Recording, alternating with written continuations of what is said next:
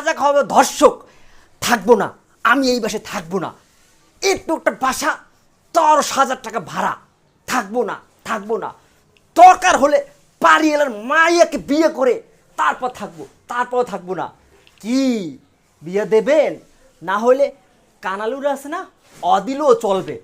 ধর্ষক দেখুন, একটু একটা রুম 15,500 টাকা ভাড়া, এ কি থাকা যায় বলুন? থাকা যায়? থাকবো না আমি, থাকবো না। দেখুন এই যে রুমটা দেখুন, এই যে রং নাই, এই রং নাই, এই রং খুলে খুলে পড়ে গেছে, এখানে কি থাকা যায় বলুন? আপনারাই বলুন। থাকবো না আমি এই রুমে, থাকবো না, বলে দিলাম আমি। দেখবো কিভাবে রাখে আমাকে বাড়িওয়ালায়। দরকার হলে রাস্তায় থাকবো, তারপরও আমি এই রুমে থাকবো না। দেখুন আরও একটা বিষয় দেখি, দেখুন এই যে যেখানে সেখানে প্যারাক মারা, এখানে কি থাকা যায় বলুন? আপনারাই বলুন ধর্ষক, আপনারাই বলুন এখানে কি থাকা যায়?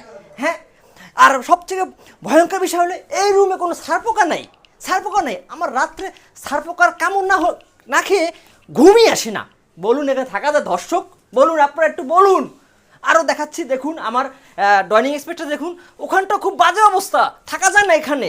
আসুন আমার সাথে আসুন, দেখুন দেখুন আমাদের ওয়াশরুমে কি অবস্থা, যাতা অবস্থা, যাতা অবস্থা। দেখুন সিটকালি নেই, এই যে এখানে গান না গেলে যে কোনো কেউ ঢুকতে পারে। দেখুন প্রতিভা, এই হলো প্রতিভা, টয়লেটের প্রতিভা। টয়লেটটা দেখুন খুবই ছোট, গোয়াটা রাখা যায় না, এই যে গোয়াটা রাখে গোসল করবো এরকম অবস্থা নাই। এই বাসা বলে 10,000 টাকা ভাড়া, বলুন কিভাবে থাকা যায় বলুন? আপনারা একটু বলুন দর্শক, বলুন।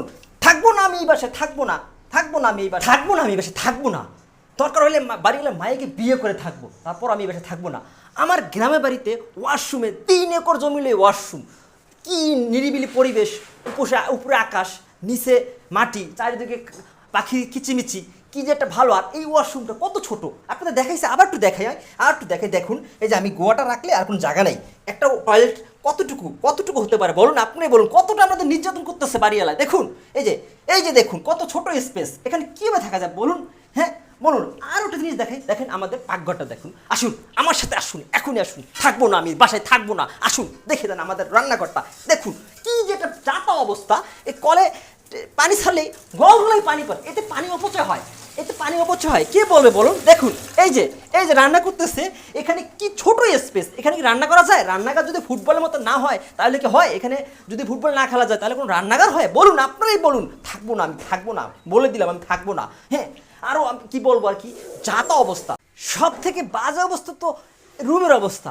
এই যে দেখুন রুমে প্রচণ্ড গরম, প্রচণ্ড গরম, থাকা যায় না দর্শক, থাকা যায় না এখানে, এখানে থাকার মতন কোনো পরিবেশ নেই।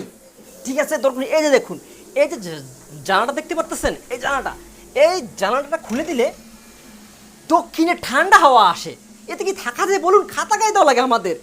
কি যাতা অবস্থা, খুবই বাজে অবস্থা। থাকবো না আমি, বলে দিলাম দর্শক, থাকবো না। দরকার হলে আমি বাড়ি এলার মায়াকে পটাইয়া বিয়ে করে বাড়ি এলা হয়ে যাবো, তারপরও আমি এই বাসায় আর এক মুহূর্ত থাকবো না দর্শক, আর এক মুহূর্ত থাকবো না আমি এই বাসায়। আপনাদের কাছে আমার বাসা তুলে ধরলাম, আপনারা অবশ্যই কমেন্টে জানাবেন এই বাসায় কি থাকা যায় কি যায় না, অবশ্যই আপনারা আমাকে জানাবেন। দর্শক ভিডিওটা এই পর্যন্তই, আল্লাহ হাফেজ। লাইক কমেন্ট শেয়ার অবশ্যই করবেন।